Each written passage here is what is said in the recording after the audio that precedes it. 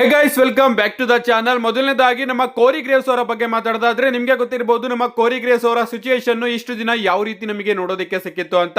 W ಅವರು ನಮ್ಮ ಕೋರಿ ಗ್ರೇವ್ಸ್ ಅವ್ರನ್ನ ಮೈನ್ ರಾಸ್ಟರ್ ಕಮೆಂಟ್ರಿ ಟೀಮ್ ಇಂದ ತೆಗೆದು NXT ಗೆ ಕಮೆಂಟ್ರಿ ಮಾಡೋದಕ್ಕೆ ಕಳಿಸಿತ್ತು ಅಂತಾನೆ ಹೇಳ್ಬಹುದು. ಅಂಡ್ ಅದರಿಂದ ಎಲ್ಲೋ ನಮ್ಮ ಕೋರಿ ಗ್ರೇವ್ಸ್ ಅವರಿಗೆ ಸಿಕ್ಕಾಪಟ್ಟೆ ಬೇಜಾರಾಗಿ ಅವರ ಒಂದು ಟ್ವೀಟ್ ಕೂಡ ನಮಗೆ ನೋಡೋದಕ್ಕೆ ಸಿಕ್ತು. ಸೊ ನಾನು ಅರ್ಹನಾಗಿದ್ರು ಕೂಡ ನಾನು ಜಾಸ್ತಿ ಫೇಮಸ್ ಅಲ್ಲ ಅನ್ನೋ ಒಂದೇ ಒಂದು ಕಾರಣಕ್ಕೆ ನನ್ನನ್ನ ಕೆಳಗಡೆ ದಬ್ತಾ ಇದ್ದಾರೆ ಅಂತ ನಮ್ಮ ಕೋರಿ ಗ್ರೇವ್ಸ್ ಅವರು ಒಂದು ಟ್ವೀಟ್ ನ ಮಾಡಿದ್ರು. ಅಂಡ್ ಅದಾದ್ಮೇಲೆ NXT ಗೆ ಬಂದು ನಾನು ಎಲ್ಲದನ್ನು ಕೂಡ ವಿವರವಾಗಿ ಹೇಳ್ತೀನಿ ಅಂತ ಹೇಳಿ ಸಡನ್ ಆಗಿ ಆ ಒಂದು ಎಪಿಸೋಡ್ ನ NXT ಅಲ್ಲಿ ನಮಗೆ ನೋಡೋದಕ್ಕೆ ಸಿಕ್ಕಿರಲಿಲ್ಲ. ಇದಾದ್ಮೇಲೆ ಅಪ್ಡೇಟ್ ಗಳು ಬರೋದಕ್ಕೆ ಶುರು ಆಯಿತು. ನಮ್ಮ ಕೋರಿ ಗ್ರೇವ್ಸ್ ಅವರಿಗೆ ನಿಜವಾಗ್ಲೂ ಕೂಡ ಬೇಜಾರಾಗಿದೆ. ಸೊ WWE ಅವರನ್ನ ಫೈರ್ಡ್ ಮಾಡ್ಲಿ ಅಂತ ನಮ್ಮ ಕೋರಿ ಗ್ರೇವ್ಸ್ ಅವರು ಈ ರೀತಿ ಕೆಲಸ ಮಾಡ್ತಾ ಇದ್ದಾರೆ ಅಂತ ಅಪ್ಡೇಟ್ ಬರೋದಕ್ಕೆ ಶುರು ಆಯಿತು. ಇದಾದ್ಮೇಲೆ ಇದೆಲ್ಲದೂ ಕೂಡ WWE ಪ್ಲಾನ್, ನಮ್ಮ ಕೋರಿ ಗ್ರೇವ್ಸ್ ಅವರ ಇಂದ್ರಿಂಗ್ ರಿಟರ್ನ್ ಗೆ ಪ್ಲಾನ್ ನಡೀತಾ ಇದೆ ಅಂತಾನು ಕೂಡ ಅಪ್ಡೇಟ್ ಬರೋದಕ್ಕೆ ಶುರು ಆಯಿತು. ಏನೇ ಆಗ್ಲಿ ಗಾಯ್ಸ್, ಇವತ್ತಿನ NXT ಶೋಗೆ ನಮ್ಮ ಕೋರಿ ಗ್ರೇವ್ಸ್ ಅವರ ರಿಟರ್ನ್ ಆಗಿದೆ ಅಂತಾನೆ ಹೇಳ್ಬಹುದು. ಅಂಡ್ ನಮ್ಮ ಕೋರಿ ಗ್ರೇವ್ಸ್ ಅವ್ರನ್ನ ಕಮೆಂಟ್ರಿ ಟೀಮ್ ಅವರು ಕೂಡ ಅದೇ ರೀತಿ ವೆಲ್ಕಮ್ ಮಾಡ್ತಾರೆ.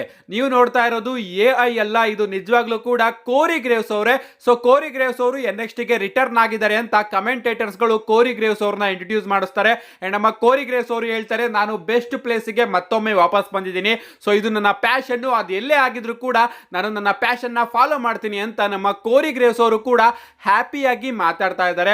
ಗೊತ್ತಿಲ್ಲ ನಮ್ಮ ಕೋರಿ ಗ್ರೇವ್ಸ್ ಅವರಿಗೆ ಸಡನ್ ಆಗಿ ಏನಾಯ್ತು ಅಂತ ಬೇಜಾರು ಮಾಡ್ಕೊಂಡಿದ್ದವರು ಸಡನ್ ಆಗಿ NXT ಯಲ್ಲಿ ಇಷ್ಟೊಂದು ಖುಷಿಯಾಗಿ ಹೇಗ್ ನೋಡೋದಕ್ಕೆ ಸಿಗ್ತಾ ಇದ್ದಾರೆ ಅಂತ.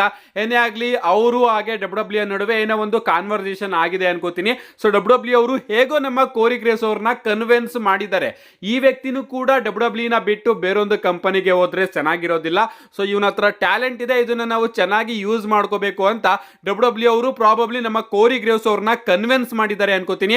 ಅದಕ್ಕೋಸ್ಕರ ಇವತ್ತಿನ NXT ಯಲ್ಲಿ ನಮ್ಮ ಕೋರಿ ಗ್ರೇವ್ಸ್ ಅವರು ಹ್ಯಾಪಿಯಾಗಿನೇ ನಮಗೆ ಕಮೆಂಟ್ರಿಯಲ್ಲಿ ನೋಡೋದಕ್ಕೆ ಸಿಕ್ತಿದ್ರು. ನೆಕ್ಸ್ಟ್ ಅಪ್ಡೇಟ್ ಕಡೆ ಬರೋದಾದ್ರೆ ಇದಿರ್ತಕ್ಕಂಥದ್ದು ಮಂಡೇ ನೈಟ್ ರೋ ಬಗ್ಗೆ. ಕಳೆದ ಮಂಡೇ ನೈಟ್ ರೋನ ಮೇನ್ ಇವೆಂಟ್ ಅಲ್ಲಿ ಏನಾಯ್ತು ಅಂತ ನಿಮಗೆ ಗೊತ್ತಿರಬಹುದು. ನಮ್ಮ ಸ್ಯಾಮಿ ಝೈನ್ ಅವರು ಡ್ರೂ ಮ್ಯಾಕೆಂಟೈರ್ ಅವರಿಗೆ ಹಲುವಾ ಕಿಕ್ ನ ಕನೆಕ್ಟ್ ಮಾಡೋದಕ್ಕೆ ಹೋಗಿ ನಮ್ಮ ಡ್ರೂ ಮ್ಯಾಕೆಂಟೈರ್ ಅವರ ಬದಲು ಸತ್ ಫ್ರೀಕಿನ್ ರಾಲೆನ್ಸ್ ಅವರ ಮೇಲೆನೆ ಹಲುವಾ ಕಿಕ್ ನ ಕನೆಕ್ಟ್ ಮಾಡಿದ್ರು ಅಂತಾನೆ ಹೇಳ್ಬಹುದು. ಅಂಡ್ ಸಿಕ್ಕಾಪಟ್ಟೆ ಶಾಕಿಂಗ್ಲಿ ನಮ್ಮ ಸ್ಯಾಮಿ ಝೈನ್ ಅವರು ನೋಡ್ತಾ ನಿಂತಿದ್ರು. ನಾನು ಇವಾಗ ಸೆತ್ ರಾಲೆನ್ಸ್ ಅವರಿಗೆ ಇದನ್ನ ಯಾವ ರೀತಿ ಎಕ್ಸ್ಪ್ಲೈನ್ ಮಾಡೋಣ ಅಂತ ರೀಸೆಂಟ್ ಆಗಿ WWE ಅವರು ತನ್ನ ಇನ್ಸ್ಟಾಗ್ರಾಮ್ ಅಲ್ಲಿ ಒಂದು ಅದ್ಭುತವಾದ ವಿಡಿಯೋನ ಪೋಸ್ಟ್ ಮಾಡಿದ್ದಾರೆ.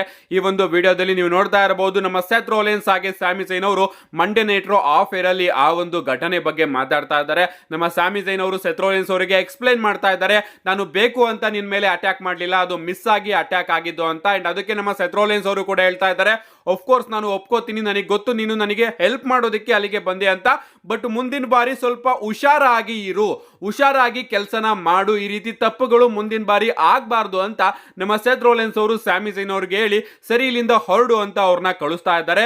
ಸೊ ಇವರ ನಡುವೆನೂ ಕೂಡ WWE ಅವರು ಈಗ ಟೆನ್ಷನ್ಸ್ ಗಳನ್ನ ಬಿಲ್ಡ್ ಮಾಡ್ತಾ ಇದೆ ಅಂತಾನೆ ಹೇಳ್ಬಹುದು. ನಮ್ಮ ಸೆತ್ ರಾಲೆನ್ಸ್ ಅವರು ಈಗ ಸ್ಯಾಮಿ ಝೈನ್ ಅವರ ಕನ್ವಿನ್ಸ್ ನ ಒಪ್ಕೊಂಡ್ರು ಕೂಡ ನೆಕ್ಸ್ಟ್ ಟೈಮ್ ಇಂದ ಸ್ವಲ್ಪ ನೋಡ್ಕೊಂಡು ಕೆಲಸ ಮಾಡಪ್ಪ ಅಂತ ನಮ್ಮ ಸೆತ್ ರಾಲೆನ್ಸ್ ಅವರು ಸ್ಯಾಮಿ ಝೈನ್ ಅವರಿಗೆ ಹೇಳಿದ್ದಾರೆ. ಸೊ ಮಂಡೇ ನೈಟ್ ರೋ ಬಗ್ಗೆನೇ ಮಾತಾಡ್ತಿದೀವಿ ಅಂದ್ರೆ ನಿಮಗೆ ಗೊತ್ತಿರಬಹುದು, ಮಂಡೇ ನೈಟ್ ರೋ USA ಅಲ್ಲಿ ನೆಟ್ಫ್ಲಿಕ್ಸ್ ಅಲ್ಲಿ ಈಗ ನಮಗೆ ನೋಡೋದಕ್ಕೆ ಸಿಗ್ತಾ ಇದೆ. ಅಂಡ್ ಸಡನ್ ಆಗಿ USA ಯ ನೆಟ್ಫ್ಲಿಕ್ಸ್ ಸಬ್ಸ್ಕ್ರಿಪ್ಷನ್ ನ ಅಲ್ಲಿನ ನೆಟ್ಫ್ಲಿಕ್ಸ್ ಇನ್ಕ್ರೀಸ್ ಮಾಡಿದೆ ಅಂತಾನೆ ಹೇಳ್ಬಹುದು. ಮೊದಲು ಪರ್ ಮಂತ್ $6.99 ನ ಕೊಡಬೇಕಾಗಿತ್ತು, ಬಟ್ ಈಗ $1 ನ ಜಾಸ್ತಿ ಮಾಡಿ $7.99 ನ ಕೊಡಬೇಕಾಗುತ್ತೆ ಅಂತಾನೆ ಹೇಳ್ಬಹುದು. ಇಂಡಿಯನ್ ರುಪೀಸ್ ಕಡೆ ಬರೋದಾದ್ರೆ $82 ಇಲ್ಲಿ ಜಾಸ್ತಿ ಮಾಡಲಾಗಿದೆ. ಅಂಡ್ ಪ್ರೀಮಿಯಂ ಟೈರ್ ನು ಕೂಡ ಇಲ್ಲಿ ಜಾಸ್ತಿ ಮಾಡಲಾಗಿದೆ ಅಂತಾನೆ ಹೇಳ್ಬಹುದು. ಪ್ರೀಮಿಯಂ ಸಬ್ಸ್ಕ್ರಿಪ್ಷನ್ ಅಲ್ಲಿ $2 ನ ಜಾಸ್ತಿ ಮಾಡಲಾಗಿದೆ. ಸೊ ಸುಮಾರು $160 ಜಾಸ್ತಿ ಮಾಡಿದ್ದಾರೆ ಸಬ್ಸ್ಕ್ರಿಪ್ಷನ್ ಗೆ.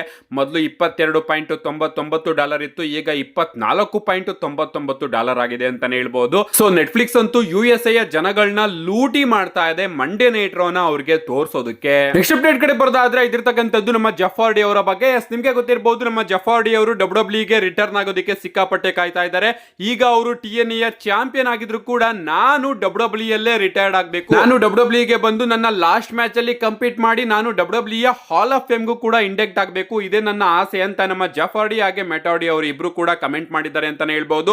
ಅಂಡ್ ರೀಸೆಂಟ್ ಆಗಿ ಮತ್ತೊಮ್ಮೆ ನಮ್ಮ ಜೆಫ್ ಹಾರ್ಡಿ ಅವರು WWE ರಿಟರ್ನ್ ಬಗ್ಗೆ ಮಾತಾಡ್ತಾ ನಾನು ರಿಟೈರ್ಡ್ ಆಗೋದಕ್ಕಿಂತ ಮುಂಚೆ ರೋಮನ್ ರೈನ್ಸ್ ಅವರ ವಿರುದ್ಧ ಒಂದು ಸಿಂಗಲ್ಸ್ ಮ್ಯಾಚ್ ಅಲ್ಲಿ ಕಂಪೀಟ್ ಮಾಡಲೇಬೇಕು, ಇದು ನನ್ನ ದೊಡ್ಡ ಆಸೆ ಅಂತ ನಮ್ಮ ಜೆಫ್ ಹಾರ್ಡಿ ಅವರು ರಿವೀಲ್ ಮಾಡಿದ್ದಾರೆ. ಸೊ ನಮ್ಮ ಜೆಫ್ ಹಾರ್ಡಿ ಅವರು WWE ಕಂಪನಿಯಲ್ಲಿ ರಿಟೈರ್ಡ್ ಆಗೋದಕ್ಕಿಂತ ಮುಂಚೆ ರೋಮನ್ ರೈನ್ಸ್ ಅವರ ವಿರುದ್ಧ ಒಂದು ಸಿಂಗಲ್ಸ್ ಮ್ಯಾಚ್ ಅಲ್ಲಿ ಕಂಪೀಟ್ ಮಾಡೋದು ಅವರ ಆಸೆ ಅಂತೆ.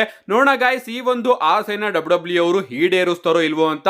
ಅಫ್ಕೋರ್ಸ್ ಡಬ್ಲ್ಯೂ ಕಂಪನಿಗೆ ರಿಟರ್ನ್ ಅಂತೂ ಆಗೇ ಆಗ್ತಾರೆ, ಬಟ್ ರೋಮನ್ ರೈನ್ಸ್ ಅವರ ವಿರುದ್ಧ ಮ್ಯಾಚ್ ಆಡ್ತಾರೋ ಇಲ್ವೋ ಅನ್ನೋದನ್ನ ನಾವು ಕಾದ್ ನೋಡ್ಬೇಕು. ನಮ್ಮ ನೆಕ್ಸ್ಟ್ ಅಂಡ್ ಫೈನಲ್ ಅಪ್ಡೇಟ್ ಕಡೆ ಬರೋದಾದ್ರೆ ಇದಿರ್ತಕ್ಕಂಥದ್ದು ಸಾಟರ್ಡೆ ನೈಟ್ ಮೈನ್ ಇವೆಂಟ್ ಬಗ್ಗೆ. ಎಸ್, ಈ ಒಂದು ಸಾಟರ್ಡೆ ನೈಟ್ ಮೈನ್ ಇವೆಂಟ್ ನ ನೀವೆಲ್ಲರೂ ಕೂಡ ಜನವರಿ 26ನೇ ತಾರೀಕು ಅಂದ್ರೆ ಗಣರಾಜ್ಯೋತ್ಸವದ ದಿನ ಆರಾಮಾಗಿ ಮನೇಲಿ ಕೂತ್ಕೊಂಡು ಟಿವಿಲಿ ಎಂಜಾಯ್ ಮಾಡಬಹುದು ಅಂತಾನೆ ಹೇಳ್ಬಹುದು.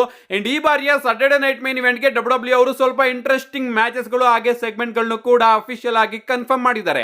ಮೊದಲನೇದಾಗಿ ನಮಗೆ ಗಂತರ್ ಹಾಗೆ ಜೇ ಊಸೋ ಅವರ ನಡುವೆ ವರ್ಲ್ಡ್ ಹೆವಿ ವೇಟ್ ಚಾಂಪಿಯನ್ಶಿಪ್ ಗೆ ಒಂದು ಸಿಂಗಲ್ಸ್ ಮ್ಯಾಚ್ ನೋಡೋದಕ್ಕೆ ಸಿಗ್ತಾ ಇದೆ. ನೋಡೋಣ ಈ ಒಂದು ಮ್ಯಾಚ್ ಅಲ್ಲಿ ಏನಾಗುತ್ತೆ ಅಂತ. ಇದಾದ್ಮೇಲೆ ನಮಗೆ ಶೇಮೆಸ್ ಹಾಗೆ ಬ್ರಾನ್ ಬ್ರೇಕರ್ ಅವರ ನಡುವೆ ಇಂಟರ್ಕಾಂಟಿನೆಂಟಲ್ ಚಾಂಪಿಯನ್ಶಿಪ್ ಗೆ ಮತ್ತೊಮ್ಮೆ ಸಿಂಗಲ್ಸ್ ಮ್ಯಾಚ್ ನೋಡೋದಕ್ಕೆ ಸಿಗ್ತಾ ಇದೆ. ನೋಡೋಣ ಗೈಸ್, ಈ ಬಾರಿನಾದ್ರೂ ನಮ್ಮ ಶೇಮೆಸ್ ಅವರು ತನ್ನ ಸ್ಟೋರಿನ ಫಿನಿಶ್ ಮಾಡ್ತಾರೋ ಅಥವಾ ಈ ಬಾರಿನೂ ಕೂಡ ಬ್ರಾನ್ ಬ್ರೇಕರ್ ಅವರ ವಿರುದ್ಧ ಅವರು ಸೋಲ್ತಾರೋ ಅಂತ. ಇದಾದ್ಮೇಲೆ ನಮಗೆ ನಾಯಾ ಜಾಕ್ಸ್ ಹಾಗೆ ರಿಯಾ ರಿಪ್ಲಿ ಅವರ ನಡುವೆ ಕೂಡ ಒಂದು ಸಿಂಗಲ್ಸ್ ಮ್ಯಾಚ್ ನ ಡಬ್ಲ್ಯೂ ಅವರು ಅಫಿಷಿಯಲ್ ಆಗಿ ಅನೌನ್ಸ್ ಮಾಡಿದ್ದಾರೆ. ಇದಾದ್ಮೇಲೆ ಬ್ರಾನ್ ಸ್ಟ್ರೋಮನ್ ಹಾಗೆ ಜಾಕೋ ಫಾಟೋ ಅವರ ನಡುವೆ ಕೂಡ ಒಂದು ಸಿಂಗಲ್ಸ್ ಮ್ಯಾಚ್ ನೋಡೋದಕ್ಕೆ ಸಿಗ್ತಾ ಇದೆ. ಲಿಟ್ರಲಿ ನಾನಂತೂ ಈ ಒಂದು ಮ್ಯಾಚ್ ನ ನೋಡೋದಕ್ಕೆ ಸಿಕ್ಕಾಪಟ್ಟೆ ಕಾಯ್ತಾ ಇದ್ದೀನಿ. ಅಂಡ್ 2025ರ ಜಾಕೋ ಫಾಟೋ ಅವರ ಮೊದಲ ಸಿಂಗಲ್ಸ್ ಮ್ಯಾಚ್ ಅಂತಾನೆ ಹೇಳ್ಬಹುದು. ನೋಡೋಣ ಈ ಒಂದು ಮ್ಯಾಚ್ ಅಲ್ಲಿ ಅವರ ಪರ್ಫಾರ್ಮೆನ್ಸ್ ಯಾವ ರೀತಿ ಇರುತ್ತೆ, ಅದು ಕೂಡ ಬ್ರಾನ್ ಸ್ಟ್ರೋಮನ್ ಅವರ ವಿರುದ್ಧ ಅಂತ. ಅಂಡ್ ಇದಾದ್ಮೇಲೆ ಒಂದು ಕಾಂಟ್ರಾಕ್ಟ್ ಸೈನಿಂಗ್ ಸೆಗ್ಮೆಂಟ್ ಕೂಡ ನಮಗೆ ನೋಡೋದಕ್ಕೆ ಸಿಗ್ತಾ ಇದೆ. ಕೋಡಿ ರೋಡ್ಸ್ ಹಾಗೆ ಕೆವಿನ್ ಓಯನ್ಸ್ ಅವರ ಲ್ಯಾಡರ್ ಮ್ಯಾಚ್ಗೆ ನಮ್ಮ ಶಾನ್ ಮ್ಯಾಕಲ್ಸ್ ಅವರು ಕಾಂಟ್ರಾಕ್ಟ್ ಸೈನ್ ನ ಮಾಡಿಸೋದಕ್ಕೆ ಬರ್ತಾ ಇದ್ದಾರೆ. ಸೊ ಇಷ್ಟು ಸೆಗ್ಮೆಂಟ್ ಆಗಿ ಮ್ಯಾಚಸ್ ಗಳನ್ನ ಡಬ್ಲ್ಯೂ ಅವರು ಅಫಿಷಿಯಲ್ ಆಗಿ ಸಾಟರ್ಡೆ ನೈಟ್ ಮೈನ್ ಇವೆಂಟ್ ಗೆ ಕನ್ಫರ್ಮ್ ಮಾಡಿದ್ದಾರೆ.